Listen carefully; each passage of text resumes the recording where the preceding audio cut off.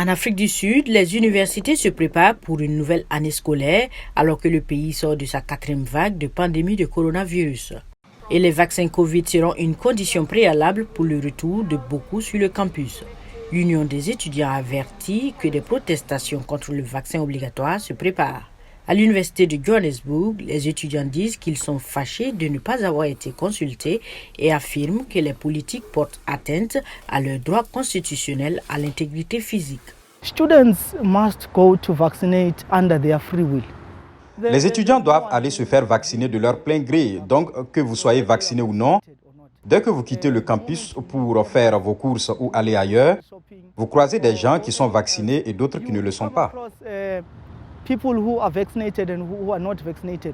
Moins de la moitié des Sud-Africains ont été vaccinés et il n'y a pas de texte officiel en vigueur concernant le vaccin Covid.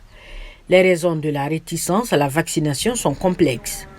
Les étudiants disent que leurs décisions sont prises en fonction de leurs préférences personnelles, de leurs croyances culturelles et religieuses, bien qu'il n'y ait aucune preuve que ces méthodes protègent contre le Covid-19. Depuis la première vague, je suis restée fidèle aux remèdes africains traditionnels. Je n'ai pas été hospitalisée, je n'ai jamais été contrôlée positive.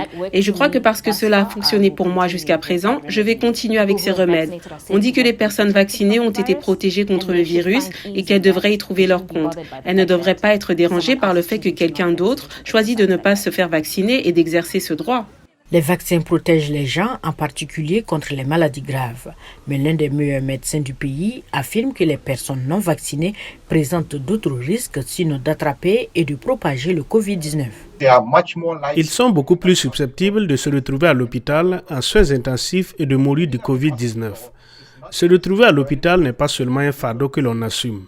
C'est un fardeau qui est partagé dans toute la société, à la fois en termes de financement du système de santé, ainsi que d'autres impacts dans cet hôpital lorsqu'il est nécessaire de commencer à réduire, par exemple, la chirurgie élective parce que les soins de santé et les installations sont sous pression.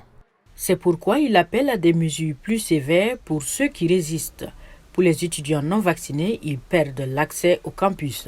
L'université de Johannesburg a déclaré dans un communiqué que des exemptions seraient envisagées pour des raisons de santé ou religieuses. Les étudiants dispensés devront fournir un test Covid négatif chaque semaine.